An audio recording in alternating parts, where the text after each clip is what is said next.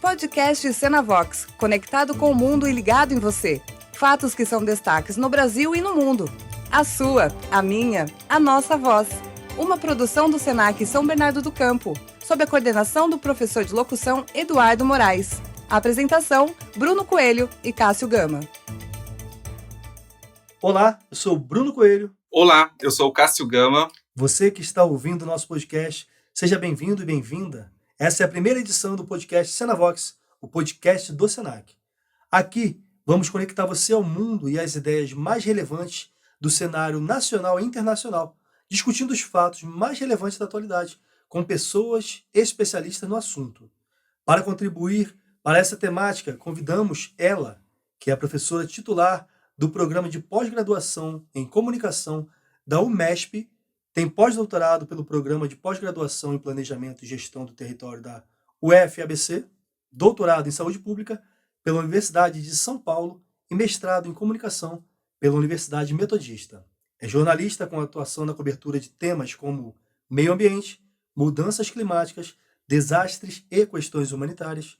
Como pesquisadora e consultora, tem realizado trabalhos para instituições nacionais e internacionais no campo da comunicação de riscos, da comunicação humanitária e para a paz, com foco nas migrações decorrentes de desastres, conflitos, guerras e instabilidade econômica e política.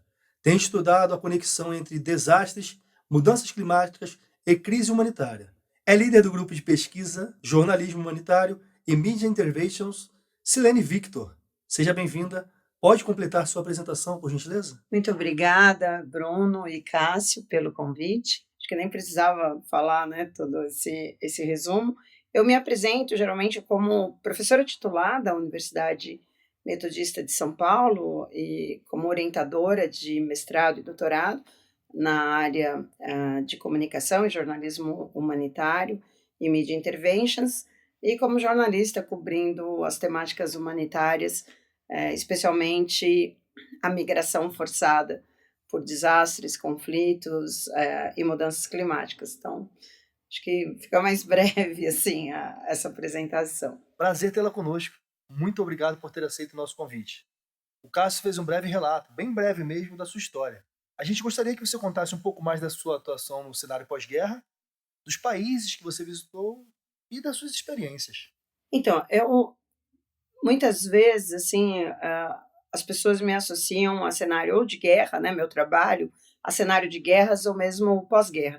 Eu, na verdade, tento chegar antes da guerra acontecer. Então, como professora, jornalista e pesquisadora, o que eu gosto sempre de acentuar é que a guerra ela é a materialização do nosso fracasso, de todas as instituições. Então, quando uma guerra, quando nós não conseguimos evitar, então, quando uma guerra se dá ali, ela é um grande retrato da nossa falência, do nosso fracasso como instituições, E, então, entre essas instituições sociais, poderia destacar o papel da academia, onde eu estou presente, e o papel do jornalismo, onde eu também estou. Então, eu tento chegar antes das guerras. Então, nessa ideia, claro que eu já estive em vários países que viveram e que enfrentaram guerras, Um deles, acho que é o que eu mais gostaria de destacar, é o Iraque. Eu estive no Iraque em 2019, então era visível, ainda era muito claro, ali depois da saída dos Estados Unidos, lembrando que um governo republicano invadiu o Iraque, um governo democrata saiu, tirou os Estados Unidos do Iraque, muito parecido com o que nós vivemos, exatamente o mesmo formato no caso do Afeganistão, que foi era um dos países que eu visitaria, que eu faria uma cobertura agora em janeiro, mas em decorrência da pandemia, uma nova variante e mais uma questão de segurança, essa viagem acabou sendo adiada. Então, eu estaria novamente em um país vivendo uma situação de um pós-conflito. Mas isso não me faz muito bem, eu tento estar antes. E aí eu gostaria de acentuar lugares, entre eles o Irã, em que eu estive em cenário que poderia ser um cenário de pré-conflito. Então, antes, estive no Irã 3 vezes, E uma delas foi, eu acho que a gente pode caminhar, né, essa conversa nessa direção. Uma dessas idas foi em julho de 2019. Eu cheguei no Irã, em Teherã, né, na capital, numa conexão, um voo muito longo, São Paulo-Istambul, na Turquia, Turquia para o Irã, e claro, com o celular desligado, né, eu estava junto com uma aluna minha de mestrado à época, a Lília Sanches, e aí quando nós chegamos no Irã, eu estava, tinha ido, né, nós tínhamos ido para fazer uma série de reportagens para o Jornal da Cultura, e aí o que me chamou a atenção, né, chamou a nossa atenção, que quando nós chegamos em Teherã, alguns amigos, familiares, jornalistas diziam, voltem porque o Trump tweetou ontem uma ameaça ao Irã, ele disse que vai atacar o Irã. E a minha experiência, né, cobrindo temas internacionais, a minha, né, cada jornalista tem a sua, né, tem o seu modo de ver o mundo, de perceber as coisas, e o meu guias, né, meu principal norte é o aeroporto. Então, quando eu chego em um país que há uma tensão maior no aeroporto, né, você chega e você vai dar de cara com cães farejadores, homens fortemente armados, né, as forças armadas estão ali, você fala, opa, há um controle maior. E nós chegamos e estava muito tranquilo o aeroporto. Então eu falei, não está batendo muito isso. E aí quando nós saímos do aeroporto, aí me chamou mais atenção ainda que o clima era de muita tranquilidade. Então havia na verdade um grande esforço para passar essa ideia de que o Irã estava sob uma grande tensão, que os Estados Unidos ameaçaram invadir o Irã e que atacar o Irã e que o Irã iria se defender, e não era nada daquilo. Então havia uma grande contradição entre o que boa parte da mídia ocidental dizia, e nós, né, então como mídia ocidental, e aquilo que nós duas, como enviadas, né, especiais, estávamos vendo em campo. E aí o que foi interessante, nós conseguimos colocar esse relato nas reportagens que fizemos do Irã, da importância de nós estarmos em campo como jornalistas antes dos conflitos acontecerem, e mostrando isso. Então, nós tivemos a oportunidade de entrevistar homens, mulheres, né, jovens iranianos dizendo, nós não queremos a guerra, nós não queremos, claro, o Irã vai se defender, né, se houver o ataque, o Irã vai se defender, mas não é isso que nós queremos. Então, esse tipo de cobertura mostra a importância de nós estarmos antes, né, do conflito acontecer. Claro, isso foi antes do assassinato do general Soleimani, que se deu em janeiro, né, o mundo acordou, né, 2020 vai ser um ano para ser estudado, né, o ano da pandemia, mas é o ano também que o mundo acorda, né, ali no comecinho de janeiro, com essa notícia do assassinato do general Soleimani no Iraque, o que, né, do ponto de vista das relações internacionais, da segurança internacional, isso é algo extremamente danoso, porque um grande nome do Irã foi assassinado, não no Irã, mas num outro país. Então, é como se fosse uma humilhação dupla, né, uma tentativa, você fere a soberania de dois países num ataque só. Então, toda essa volta para dizer que eu prefiro chegar antes dos conflitos do que ir lá depois. Deixa eu ver como é que está a situação na Ucrânia, né, no Iraque, no Afeganistão. Eu realmente gostaria de poder sempre chegar antes de um conflito se materializar. Nessas suas idas, essas viagens que você fez, Silene, teve alguma situação inusitada que você se deparou aí em chegar no país, em estar ali naquele cenário? Como foi a sua reação? Várias situações, algumas delas envolvendo o meu vício pelo café, né? Eu sou viciada em café, muito mesmo, acho que até fora já do normal, e eu já me coloquei em situação assim de perigo no sentido de, enfim, pedir algo, homem, né, em países muçulmanos, muito fechados, dá o exemplo do Iraque, isso foi um exemplo, eu vou começar com um exemplo mais leve para depois, né, trabalhando, né, para uma outra direção. Nós chegamos nessa mesma viagem para o Irã, eu e a Lília, nós fomos para o Iraque. Então, do Irã para o Iraque, chegamos para uma cidade sagrada chamada Najaf. Então, são 2 cidades no Iraque, são cidades xiitas, né? Não sei se fica claro para quem nos ouve, mas nós temos o Islã, e o Islã tem algumas, né, denominações, ou algumas, não chega a ser divisões, e nós temos o Irã xiita e o Irã sunita. Claro que eles não gostam que a gente fale dessa divisão, porque eles acreditam que essa divisão existe, né? Como, né, nós temos o católico, e tem algumas nomenclaturas ali, ou algumas divisões, mas eles os muçulmanos não gostam que a gente insista nessa divisão de sunita ou xiita, mas eu precisava fazer só esse registro para dizer que nós chegamos então numa cidade xiita, né, sagrada, é uma cidade considerada sagrada para os muçulmanos xiitas, Najaf, depois iríamos para Karbala, outra cidade xiita, sagrada no Irã, e depois para Bagdá. Muito bem. E aí, quando nós chegamos no aeroporto, o nosso anfitrião não falava inglês, e ele estava do lado de fora do aeroporto para nos esperar. Ele sabia falar, né, 3, 5 palavras, mas ele não conseguia né, fechar ali uma frase, enfim. E quando nós saímos, deixamos o Irã, com visto, tudo bonitinho para o Iraque, a pessoa, né, o nosso anfitrião no Irã, entrou em contato com ele e falou, olha, os 2 jornalistas estão chegando aí. Quando nós chegamos, já fomos saindo do aeroporto, porque nós tínhamos o visto do Iraque.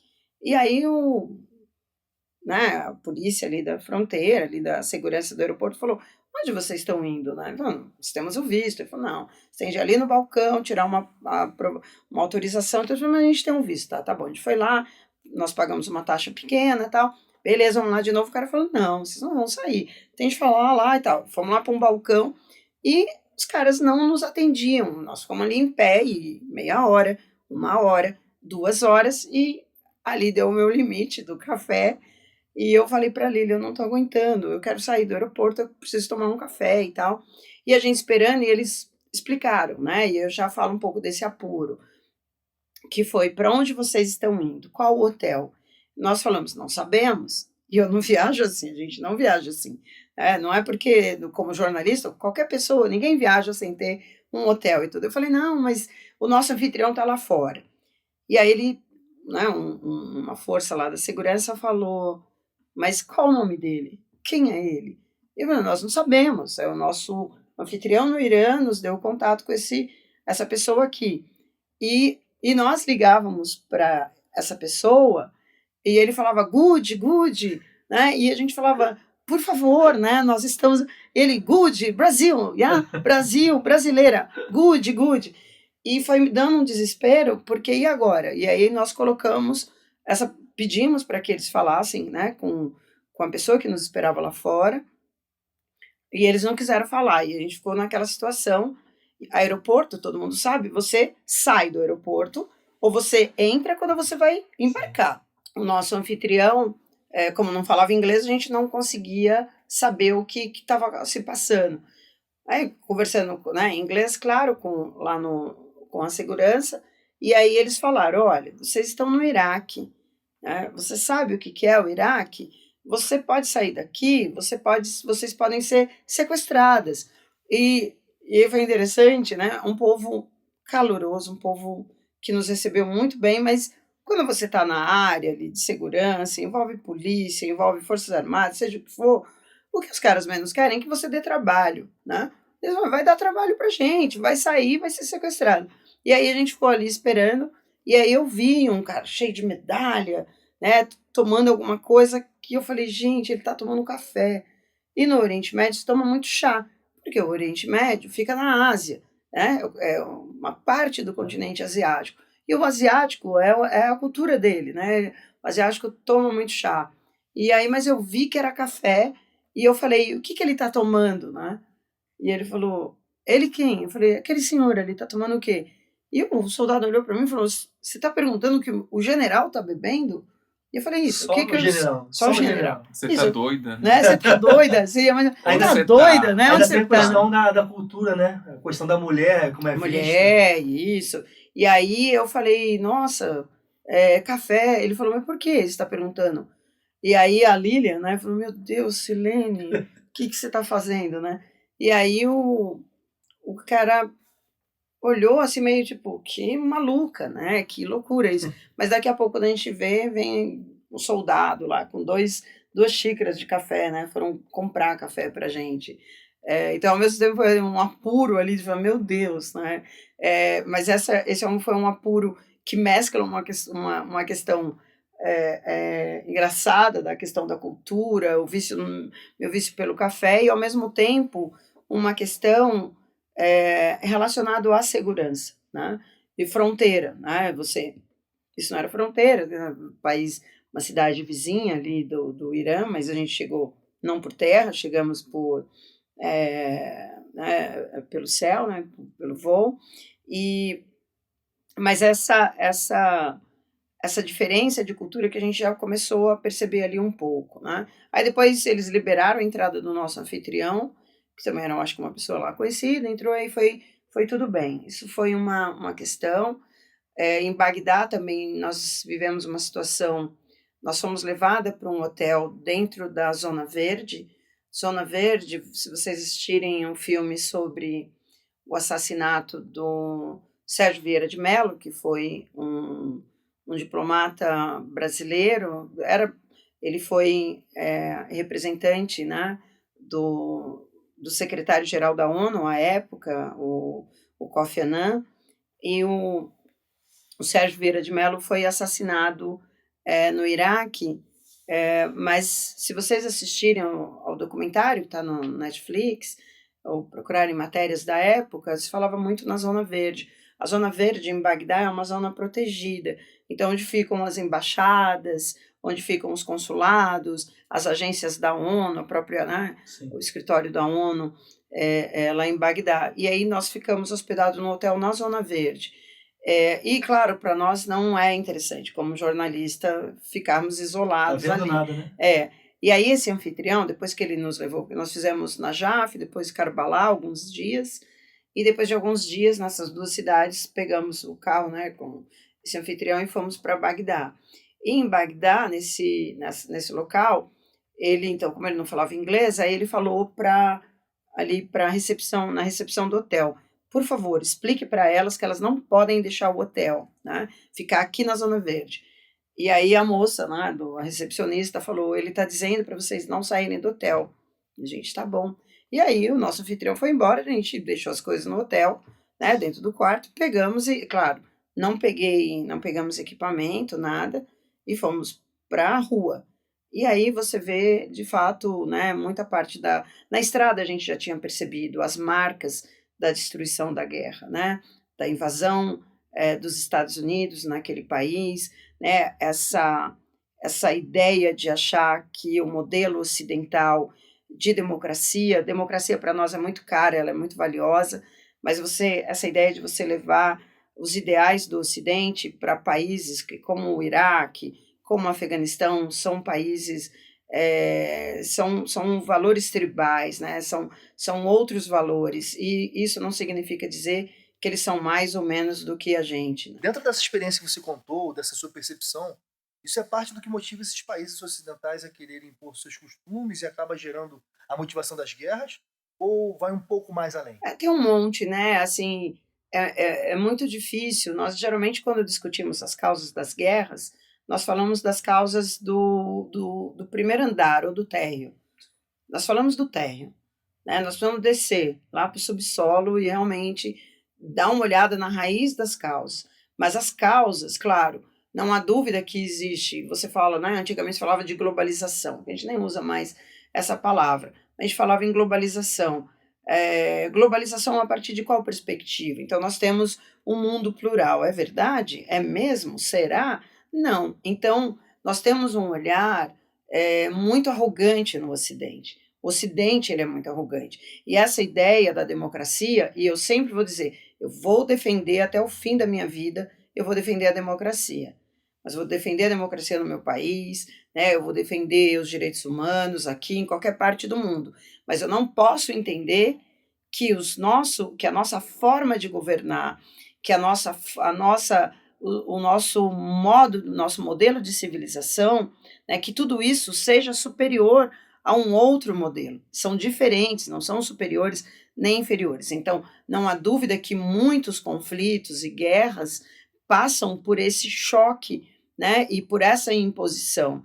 Tem uma frase, eu não gostaria de citar o Erdogan como uma referência, né, mas ele diz, né, entender o mundo a partir de 5 regiões é muito pouco. O mundo não se resume em 5 regiões, né? Então, aquela ideia, né, se você pensar nos continentes, né, então, pensar o continente americano, o continente europeu, o continente asiático, né, a Oceania e o continente africano, imaginar que o mundo pode ser traduzido a partir desses 5, né, dessas 5 visões de mundo, isso é muito pouco, o mundo é muito mais do que isso.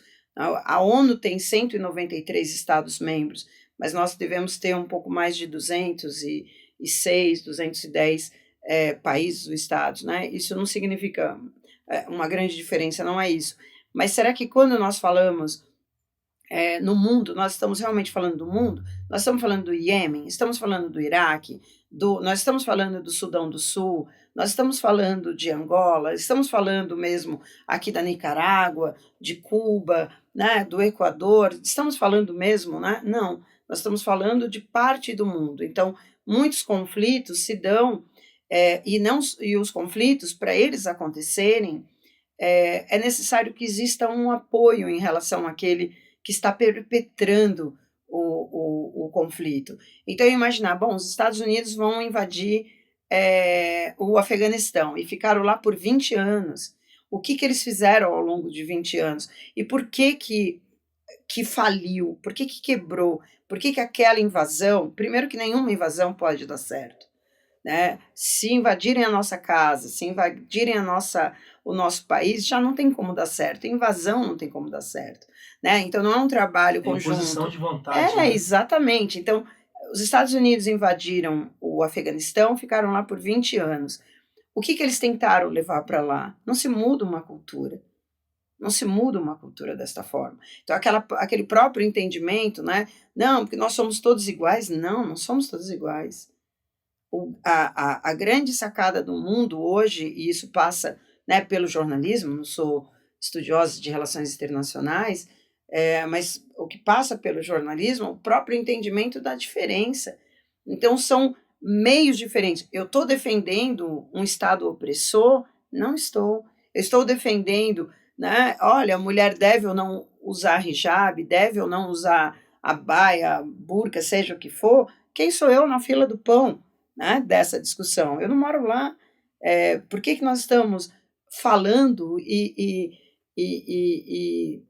de alguma forma reivindicando a curatela dessas mulheres? Que isso é uma curatela, né? Quando eu falo no lugar de uma outra pessoa, eu tenho o entendimento que eu tenho essa autoridade. É como se eu tivesse chegado num balcão e falado, me dá a curatela das mulheres muçulmanas que eu vou falar no lugar delas, né? Então, acho que os conflitos, eles passam muito. Agora, claro, sempre vão pensar que a relação, o que ocorre hoje entre Palestina e Israel é uma questão religiosa. Não é uma questão religiosa, né? É uma questão, né, territorial, uma questão de ocupação, é uma questão de opressão, é um problema que diz respeito, né, a um genocídio, que diz respeito a um apartheid, que diz respeito a uma opressão de um povo, né? Os palestinos vivem, por exemplo, né, ali você imaginar campos de refugiados dentro do seu próprio país. Então, você é refugiado dentro do seu próprio país, como é que é isso?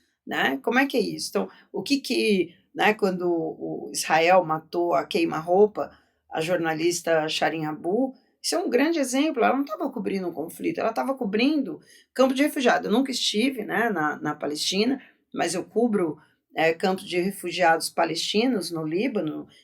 Entrei 2 vezes no maior campo, o mais antigo campo de refugiado palestino, né, em Al-Hawa, em Saida.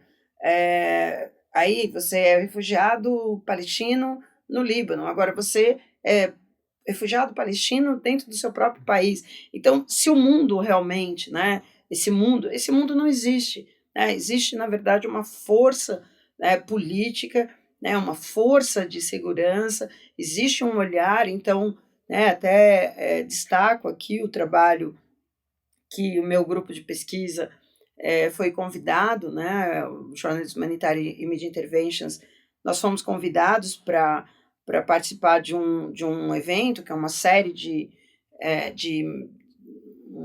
mesas, né, redondas sobre a reforma da ONU, que nós temos a grande Renata Giuliotti à frente desse trabalho, que vai, né, representar tanto, né, o nosso grupo, quanto a Fundação Foggs na Assembleia, né, num evento paralelo à Assembleia Geral da ONU, que acontece agora, né, neste mês de setembro, lá em Nova York, e nessa discussão, que ONU nós queremos para daqui 25 anos, né, agora 24, né, que nós queremos para os próximos 25, 24 anos. Então, quando a ONU completar 100 anos, que ONU nós queremos?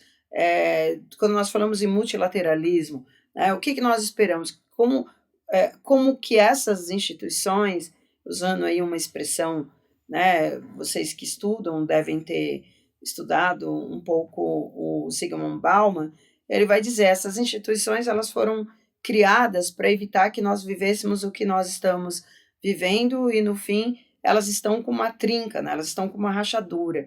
Então, esse evento, claro, para não falar só que está tudo perdido, não está, né? Então, nós estamos fazendo essa série de debates sobre o futuro da ONU por região do mundo, né? Então, nós estamos organizando, ficamos responsáveis por organizar a seção América Latina e Oriente Médio, por causa da nossa expertise e da nossa experiência nas duas regiões, e tentando ver, né, caminhos para isso. Desculpa se eu me estendi, mas eu ficaria aqui olhando para... Imagina, sim, contribuindo aqui bastante.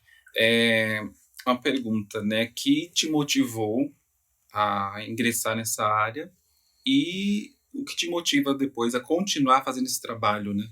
Difícil, né? A pergunta é difícil. Eu vou lembrar, deixa eu ver quanto tempo faz, né?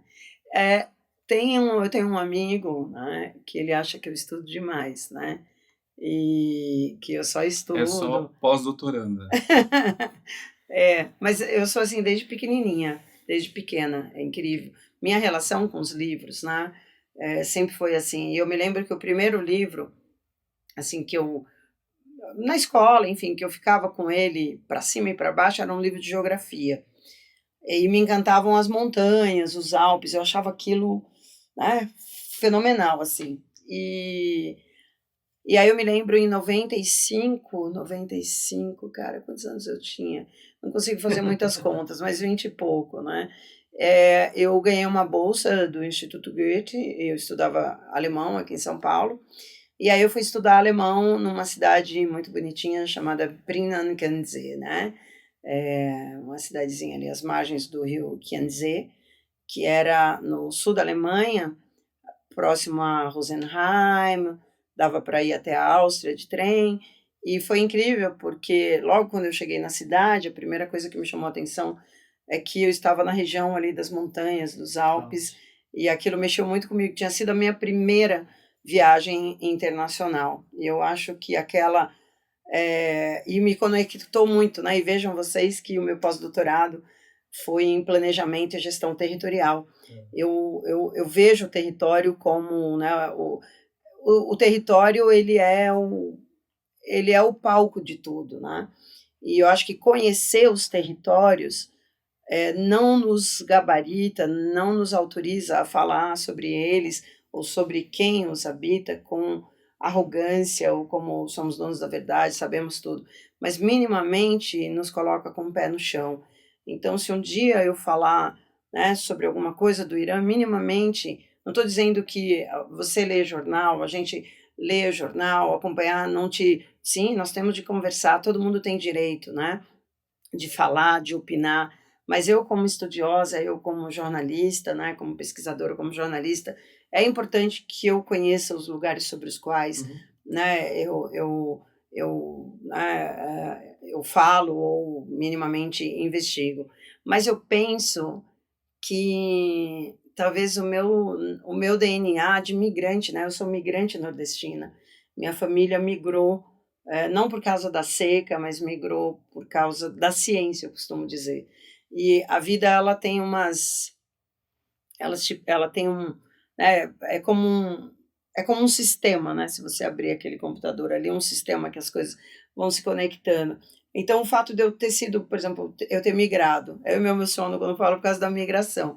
E hoje um dos temas que eu abordo nas minhas pesquisas, no jornalismo que eu faço, é o da migração. Então, como que pode né, minha família chegou aqui em São Paulo em 1970, eu nasci em 68, e eu era, então, uma migrante, né? O que é o migrante? É aquele que migra internamente, né? E era sempre uma migração associada à seca, principalmente à seca. A fome, né? O desemprego. E a minha família migrou em busca da ciência, por um tratamento de saúde da minha irmã, um ano mais velha do que eu.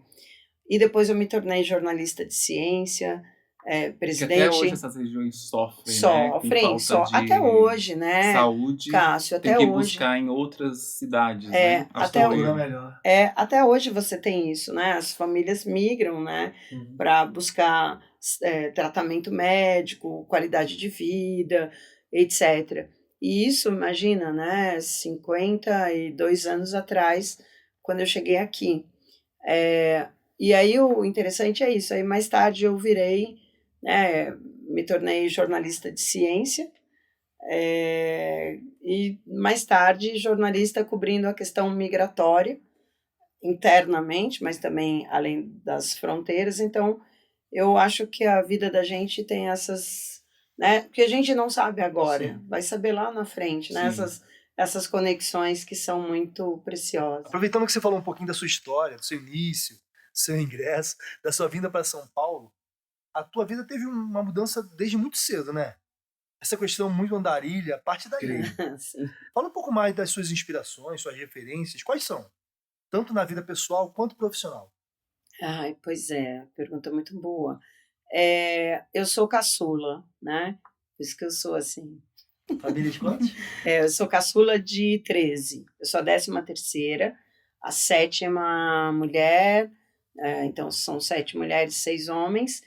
E tenho irmãos um ano mais, né, minha irmã um ano mais velha, outro 4, aí depois pula para um com 4 anos a mais, o outro com 6, outro com 8, aí vai disparando para 20 anos de diferença. Então, eu cresci, eu tinha um irmão punk, né? Imagina, não existia, era punk, então ele chegava, ele tinha na barriga, ele chegou uma vez com um alfinete bem grande, enfiado assim na barriga, né? Era moda, aquilo lá no rosto, tal, que seria o piercing de hoje, eram os alfinetes de ontem, e ele sumia, minha mãe ficava muito mal, aí ele chegava, e eu cresci ouvindo rock do lado dele, né, e depois cresci, e também ouvindo MPB pelos meus irmãos, meus outros irmãos. Então também o lance da música, aí tinha a questão, a minha mãe, ela substituiu as professoras quando tinham filhos, não tinha aquela coisa, sertão, licença maternidade, mas elas ficavam lá de resguardo, né, que se usava isso, e a minha mãe ia substituir as mulheres nesse período. Então, minha mãe costurava, né, nos criou costurando, e aí quando a gente estava sentadinha, eu e minha irmã, né, ali conversando, brincando e tal, e essa minha irmã que teve, né, paralisia, e aí minha mãe costurava, o tecido caía, a gente brincava e tal, aí minha mãe falava, agora chega, pega o caderno. Aí minha mãe dava ditado, minha mãe falava, agora nós vamos estudar geografia, capital do Egito. E a gente brincava e ia porque eu tenho um irmão que chama Cairo. Minha mãe gostava tanto de geografia que ela pôs o nome do meu irmão de Cairo, né? Capital do Egito. E ela dizia, capital tal. Eu falava, não, tá errado. Então, eu depois fui crescendo e falei, gente, tava ali. Eu era pequenininha, então ela falava que era feio fazer conta no dedo, ficar contando, fazendo uma... Então, ela tirava a tabuada, fazia ditado. E aí eu penso que, assim, né, claro, né, com toda a modéstia, eu tenho um português que eu atribuo o meu português, o texto e tal, à minha mãe, né, a essa questão. Ou a minha visão de mundo, a questão política, a gente cresceu numa família de esquerda. Então, eu brinco com meus alunos, eu falo muito isso, porque se existe uma forma de mobilidade social, que tem várias formas de haver essa mudança social, né? A mobilidade social, melhor dizendo. A mobilidade social, quando você muda de classe socioeconômica, ela não pode ser quando eu aparecer com um carro mais caro. Ela tem de estar na minha essência ali, né? E você pode ter uma mobilidade social a partir da música, do futebol, etc., mas tem uma que é certa, é a mobilidade social pela educação. Então, todas as vezes que eu entro em sala com uma turma nova, eu digo, apresento meu currículo e eu falo, eu estudei graduação com bolsa, mestrado com bolsa, doutorado com bolsa, alemão com bolsa. Todos os meus alunos que me cercam hoje na pós-graduação são bolsistas, então, dessa mobilidade. Então, eu associo muito, porque e aí eu falo para os alunos, né? E foi com bolsa, professor? Eles até brincam comigo. Foi com bolsa. E eu brinco que, assim, a gente era muito pobre. Nós éramos pobres que o pobre tinha dó da nossa pobreza. E aí a minha casa era uma casa, né? Muita gente, uma casa grande, chão de cimento, reboco, né? Sem ser rebocada, assim, esse era um pouco o retrato do nordestino. O nordestino, ele tem uma questão com a raiz que é muito forte, né? Então, ele migra, mas a primeira coisa que o nordestino quer construir é uma casa. Ele quer ter uma casa, a casa dele, né? Tem uma coisa da raiz que é muito forte, Sim. né? No migrante nordestino, Sim. você tá balançando a cabeça, você é piauiense também, Sim, sabe sim, bem disso. sim. E a nossa casa era uma casa, enfim, simples, e um dia, meus irmãos faziam, os mais velhos, reuniões políticas e tal, e a gente era pequeno, e tinha uma reunião que acontecia, por exemplo, sei lá, segunda, era terça-feira, era dia de semana. Marcadas, né? E a gente só podia jantar depois que aquelas pessoas fossem embora, porque, obviamente, não tinha comida para todas aquelas pessoas. E aí, uma vez, uma rua de barro que a gente morava, na frente de um córrego, e periferia mesmo, Pirituba, hoje que é um bairro, tá bem avançado, canalizou tudo, mas à época os córregos não eram canalizados, era muito pobre, ou os meninos morriam na mão da polícia ou dos traficantes, era mais ou menos isso, né?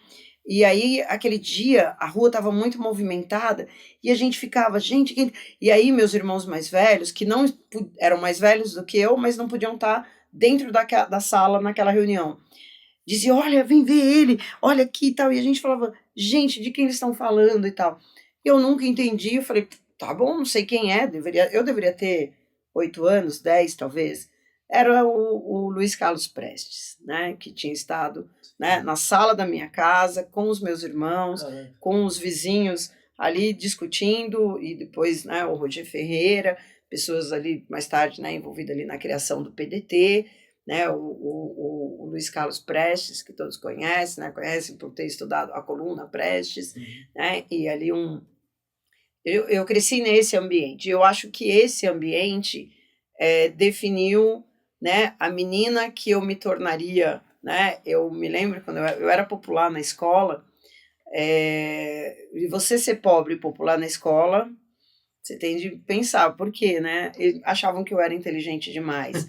Então, todo mundo queria andar comigo. E no ensino médio, eu estudei na Lapa, no Pereira Barreto, tenho muita saudade daquela época. E o pessoal falava, ela ali que tá passando e tal. Eu sempre ficava assim, e aí o pessoal queria... E eu falei, gente, eu era muito popular porque achavam que eu era muito inteligente. Mas minha inteligência não é a questão da inteligência, é a questão da visão de mundo. E é uma visão de mundo não fechada, mas uma visão de mundo a partir de várias perspectivas. Então, eu acho que a minha infância pesou muito, definiu muito a pessoa que eu me considero hoje, minimamente como é que eu me posiciono, né, no mundo. Você tem essa referência feminina muito forte, que é a sua mãe. Minha maior referência. Maior referência. Seu irmão tem o nome Cairo, né? Então, você já estava ambientada com aquela região do mundo há anos, sem mesmo perceber. A região do Oriente Médio. E a gente sabe que tem preconceito com essa religião, do Islã. E pelas experiências que você viveu e por tudo que você já pôde presenciar, qual a sua visão desse povo e da mulher muçulmana na sociedade? Bom, Bruno, o mundo é misógino, né? Então não é no Irã, não é no Iraque, é no Brasil, é na Argentina, é nos Estados Unidos, é na Alemanha. Não é fácil ser mulher em nenhuma parte do mundo. Ponto. Né? A sociedade é extremamente misógina, eu posso, né? Peço desculpas aos homens que estão nos ouvindo, primeiramente aqui, depois aí. Os homens têm demonstrado muita dificuldade, né? Claro, jamais generalizar, mas muita dificuldade de dialogar com essa mulher que não aceitou o papel que todas as sociedades patriarcais destinaram a nós, né? Nós não temos aceitado isso. E ficou muito difícil, né? E aí, obviamente, aumenta a tensão. Então, quando nós nos lembramos agora eu fico pensando, será que o presidente da República, naquele último debate, teria falado para um homem, olha, jornalista tal, né? Eu acho que você está apaixonado por mim, eu acho que você dorme pensando em mim. Então, esse dorme pensando em mim tem uma crítica, tem um lado sexista muito grande, né? Então, eu estou tensionando aqui a discussão com você. Por que você está falando, você pensa em mim? Isso tem uma questão de cunho sexual, né? Então, nós temos aqui essa tensão, temos em qualquer outra parte do mundo, seja ele muçulmano ou não. Tem uma questão que me perguntaram lá no Irã, doutora, o que a senhora acha, né? Um homem me perguntou, de usar o hijab, né? Aí eu brinquei, eu gosto muito de brincar, e vi que o pessoal quis dar risada com a pergunta dele, porque era uma pergunta que ia me desconcertar, e eu falei, olha, uma semana aqui no Irã eu estou gostando bastante, porque tem dia que meu cabelo está aqui por Deus, e aí eu consigo escondê-lo, né? Brinquei com ele e tal, mas eu falei, esta pergunta não é para mim, né?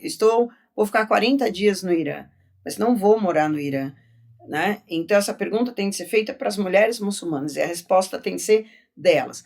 Agora, eu disse, quando a gente fala na questão da opressão da mulher muçulmana, e nós entendermos que ela é oprimida porque ela não, na hora de rezar, ela reza num lugar diferente, né? As mulheres ficam separadas, ou na escola, seja o que for, e aí nós devemos ajudar as mulheres muçulmanas que são oprimidas.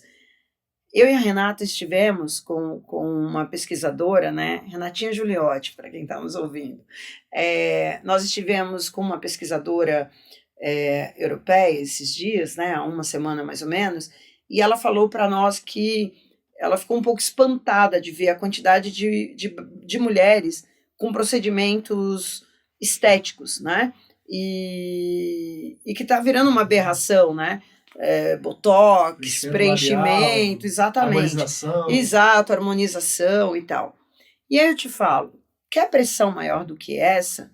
Né? Quer pressão do que você chegar na minha idade, aos 54 anos, e você querer parecer... Quando você vê uma mulher da minha idade querendo parecer 20 anos, 30 anos mais nova, é porque ela está sendo pressionada para isso. Tem que atender as né? expectativas Tem estéticas de da entender, sociedade. exatamente. Então, assim, o que é, né, um corpo com celulite? O que é um corpo grande? Né? O que é um corpo pequeno?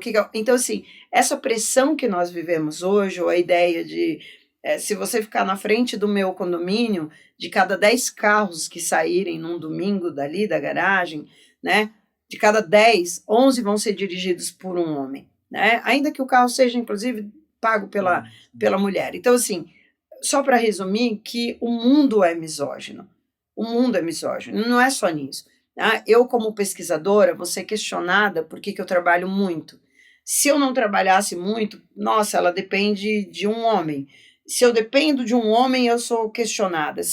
E aí, eu acho que o que aconteceu com a primeira-ministra da Finlândia, que apareceu dançando, e depois teve de fazer um teste toxicológico para dizer que ela não estava drogada, ela só estava aproveitando uma festa, é uma mulher jovem, ou você pode ter 80 anos, não interessa a questão etária aqui, ela teve de pedir desculpas, e o pronunciamento dela em prantos, pedindo desculpas, justificando por que ela estava dançando, eu acho que é uma das... E é o Ocidente, né? Estamos falando do Ocidente, é de uma violência contra a mulher sem precedentes. Então, nós vamos ser criticadas quando estivermos na nossa biblioteca estudando, quando nós estivermos dançando, quando nós estivermos... Então, assim, não interessa o que nós fizermos, o que nós tivermos ideia de fazer, nós vamos ser sempre questionados. Em relação ao Islã, eu tenho, enfim, várias amigas muçulmanas, né? Uma delas que eu admiro muito, a doutora Azan, é uma doutora em nanofísica, com doutorado no Irã, mas com pesquisa, acho que na Suíça, que ela fez, foi na Áustria, enfim, uma mulher que saiu do Irã, um país extremamente fechado, um país que sofreu, né, que sofre com embargo, mas que não proíbe, né? Então, você vê, o Irã... Eu cheguei no Irã e deparei com um monte de pesquisadoras indo me buscar no hotel, nos seus carros, dirigindo seus carros, são mães, são avós e são doutoras, se elas quiserem ser doutoras, elas são donas de casa, se elas quiserem ser donas de casa, elas vão dirigir uma universidade se elas quiserem. Então, eu acho que a gente precisa conhecer muito. Então, nós não podemos falar, mas a mulher muçulmana, ela é oprimida. Né? Que é o conceito que se tem. Nós, mulheres, somos oprimidas. Usando um lenço ou não. Né? Usando um lenço ou não. Então, uma sociedade misógina, que o desenho do mundo é um desenho patriarcal. Então, independentemente se no Iraque ou aqui, né, nós hoje vivemos sob uma pressão, uma tensão sem precedentes, porque não é fácil dormir e acordar sendo mulher no mundo, mas a resistência, né, e a nossa capacidade de resiliência é muito maior do que muito marmanjo aí consegue entender. O papo tá bom, a pauta, eu acho que a gente poderia ficar aqui bastante falando, é um tema que acho que tem que ser dito sempre, relembrado, as pessoas falam que não tem que falar, mas a gente tem que lembrar sempre. São pautas assim, muito enriquecedoras, né? Exato. Falar de desigualdade social, de parte de discriminação, né? Preconceito, que a gente sofre bastante. Às vezes a pessoa fala, mas só quem vive, né? Para saber que é de todos os lados, né? Na empresa, em casa, com o vizinho, é com todo mundo. Está muito próximo, está muito longe do que a gente... Não precisa sair do Brasil, né? Para passar por isso. Então, só para a gente encerrando, Silene, eu queria que você falasse mais um pouco sobre o seu currículo, as empresas que você atuou, as nacionais, as internacionais, que você prestou serviço. Falar um pouco aí do seu trabalho que você desenvolve, curso, né, de mestrado, Sim. que você já convidou eu e o Bruno para fazer. Você também que está ouvindo pode conhecer a Silene, vai deixar as redes sociais dela, o LinkedIn, o Instagram, que você pode acompanhar lá o trabalho. Que só pelo que ela falou aqui, você já pode ter uma ideia do É uma conteúdo, pequena né? parte, Sim, né, é só um recorte, né? Pequeno recorte ali. Bom, eu comecei, meu primeiro emprego, eu não poderia deixar de mencionar, foi no Instituto de Pesquisas Tecnológicas do Estado de São Paulo, o IPT. Eu tinha 19 anos quando eu trabalhei no Departamento de Transferência de Tecnologia.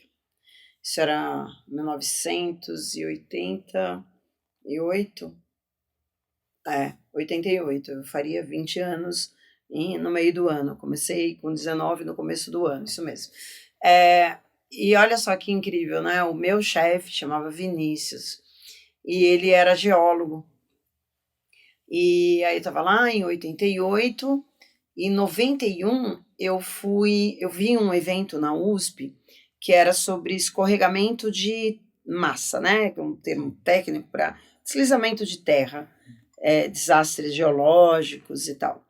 E eu fui assistir, enfim. E aí eu tenho esse certificado, ele é de 1991. E aí você imaginar que o evento, um dos palestrantes, era um cara que mais tarde, em 2018, foi o meu supervisor de pós-doutorado. Legal. Então, essas conexões, né, elas me encantam, na verdade, elas me encantam. Então, eu fiz aquele curso em 91 e o cara que décadas depois, décadas mesmo, né, supervisionaria o meu pós-doutorado, tinha sido o palestrante, e eu era uma menina de 20 e poucos anos. Uma palestra que te encantou, te marcou. Exato, 23 anos, mas nunca registrei a figura dele, né? Foi num dia, numa conversa, acidentalmente, que nós lembramos, nós descobrimos que estávamos naquele mesmo local. Então, eu trabalhei no IPT, fui freela da Super Interessante, uma revista de ciência, fiz vários trabalhos como freela, lá para Super Interessante, e em 1991 eu fiquei como correspondente em São Paulo de uma revista de meio ambiente chamada Ecologia e Desenvolvimento. Mas antes dela ser criada, foi criada em 91, um ano antes da Conferência da ONU aqui no Brasil, a chamada Rio 92, mas eu cresci com meus irmãos lendo uma revista chamada Cadernos do Terceiro Mundo.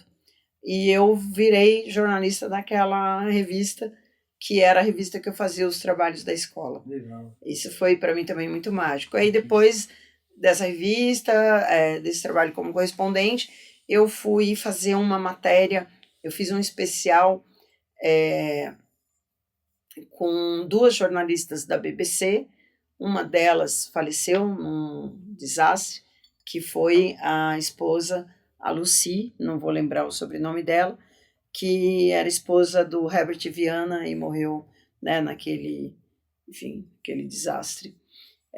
E foi isso em 1992 ou 93, em Cubatão, a gente fez, elas me chamaram para fazer, né, a BBC me chamou para fazer participar desse documentário, e depois alguém me disse, né, eu era muito jovem, ali em 91, eu participei de um evento de jornalismo, era um evento de jornalistas internacionais, jornalistas de ciência, e aí eu fiz uma pergunta, você imaginar aquele auditório lotado de jornalistas profissionais, e alguém disse uma coisa, eu falei, gente, eu vou fazer uma pergunta.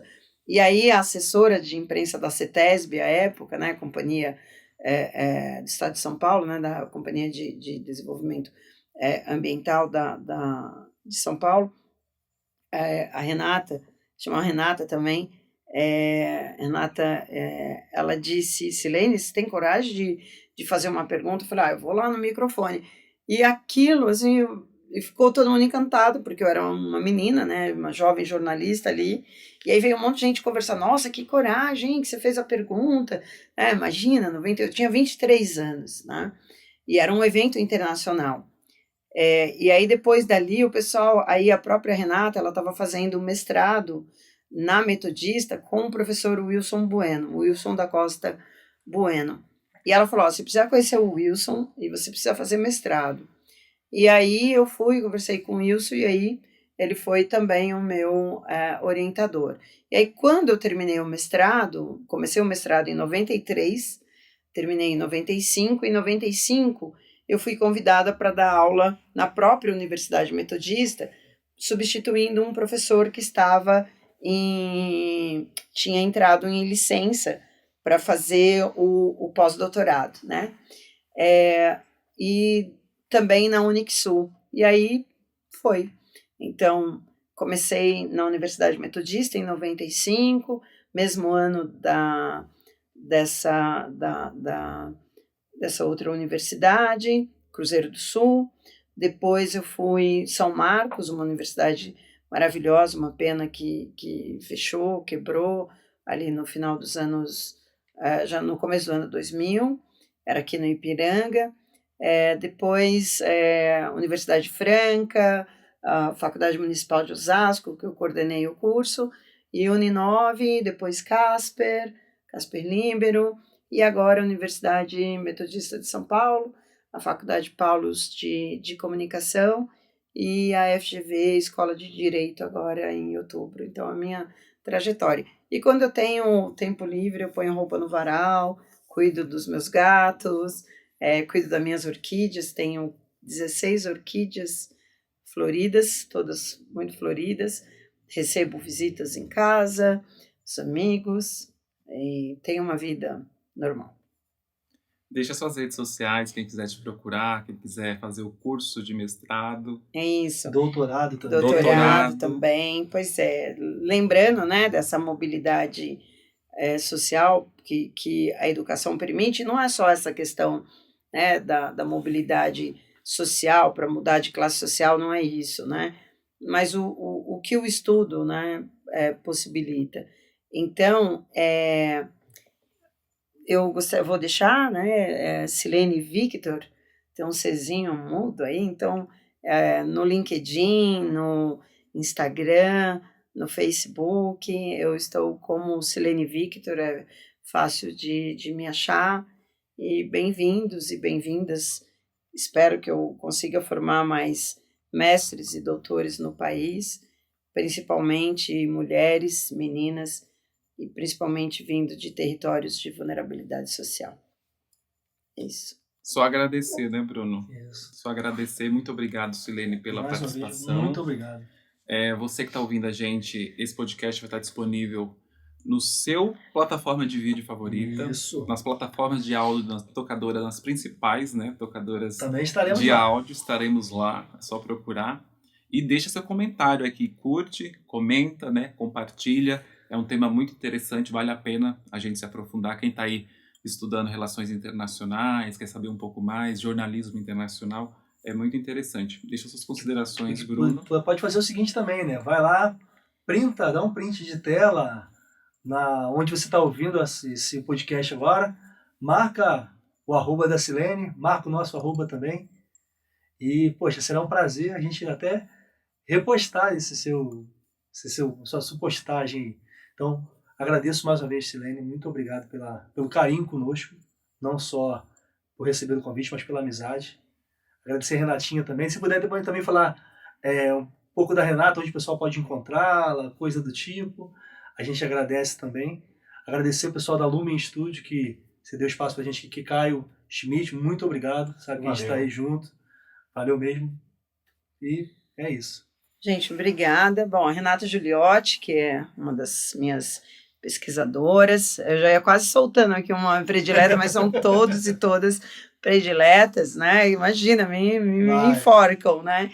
Renata Giuliotti, é conhecida, né? Vocês acessam também LinkedIn, o Facebook, o Instagram dela, como Renata Giuliotti, 2 T's, aí o I no final. É uma grande pesquisadora, uma das maiores referências em jornalismo e comunicação e educação inclusiva, nossa representante aí indo para Nova York, para a Assembleia Geral da ONU, nos representar. Isso para nós é uma grande, né? Uma grande honra, com certeza. Que legal, setembro de 2022 agora, né? Exato, em poucos dias. Cassião? Então esse foi o nosso podcast Cena Vox, que está conectado com o mundo e ligado em você. Até um próximo episódio. Valeu, até. Tchau, tchau. Podcast Senavox. Conectado com o mundo e ligado em você.